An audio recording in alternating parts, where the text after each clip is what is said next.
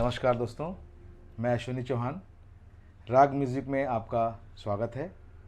जैसे कि पिछले लेसन में मैंने अलंकारों के बारे में आप लोगों को बताया था और आज हमारा दूसरा लेसन है जिसमें मैं आपको ताल क्या है, सुर क्या है, लय क्या है, इसके बारे में आज मैं आपको बताऊंगा।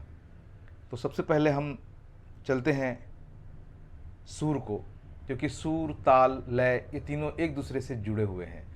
तो सबसे पहले आता है सुर, उसके बाद आता है ताल और फिर लय। ताल के बाद ही लय होगा। तो हम पहले चर्चा करेंगे सुर के बारे में। जैसे कि जब हम कोई भी गाना गाते हैं तो अगर हम हारमोनियम पे गा रहे हैं तो सा रे गा म प ध नि सा, ये सारी चीज़ें, ये जितनी भी सात जो चीज़ है वो स्वर हैं, 7 स्वर हैं उसमें। और जब हम गाते हैं तो उन स्वरों का इस्तेमाल जो है हमारे गायन में होता है। और अगर हम उस सुर को अगर पूरा परफेक्ट लगता है, आप परफेक्ट लगाते हैं, तो ये समझ लीजिए कि हमारा गाना सही सुर पे जा रहा है। दूसरा, जैसे कि मैंने कहा था कि सुर के बाद ताल और ताल के बाद लय। तो ताल जो होता है, ताल मतलब एक डिसिप्लिन। जैसे हम कोई भी गाना गाते हैं तो ताल के साथ में गाते हैं। ताल की एक पर्टिकुलर बीट होती है, जैसे कि 1 2 3 4, 1 2 3 4, ये बीट चलती रहती है, पूरी डिसिप्लिन पे चलती रहती है और हम उसके साथ में गाते हैं। लेकिन जो लय होता है, लय की भी एक गति होती है। जैसे हम कोई भी गाना गा रहे हैं, उसकी एक गति तय की गई रहती है कि ये गाना जो है इस गति पे हम गाएंगे, यानी इस लय पे गाएंगे।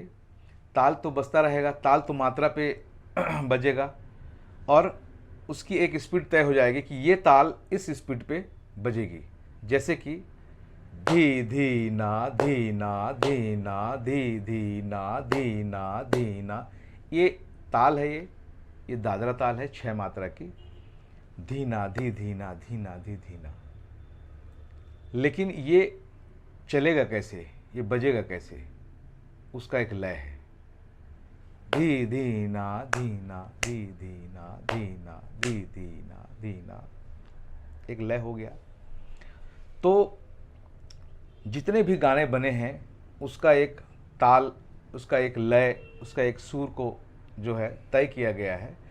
जब ये तीनों मिल जाते हैं तब एक गाना सुनने में सुंदर लगता है, मिठास रहती है। क्योंकि सारे तीनों चीज़ें जो हैं, सुर, ताल और लय, इनका जो कॉम्बिनेशन बनता है, तो कॉम्बिनेशन बनने के बाद एक गाना, जैसे कि मैंने पिछले क्लास में कहा था कि भाई बहुत सारे फूलों को जब हम पिरो देते हैं एक धागे पे, तब वो माला बन जाती है, तब वो सुंदर लगने लगता है। उसी प्रकार जो है हम बहुत सारे स्वरों का एक माला पिरो करके जो है जो तैयार करते हैं, और जब हम उसको गाते हैं तो उसकी सुंदरता ऐसी बढ़ जाती है। तो उसी प्रकार जो है सुर, ताल, लय का एक ऐसा ये कॉम्बिनेशन है, एक ऐसी जोड़ी है ये, कि इसके बिना गाना जो हम गाते हैं वो बिल्कुल अधूरा है। अगर सुर नहीं है, ताल और लय है, तो फिर क्या मतलब है। और दूसरा चीज़ ये है कि इन तीनों को कॉम्बिनेशन करके जो है हम एक अच्छा गाना गा सकते हैं। अब यही मैं आपको बताना चाह रहा था।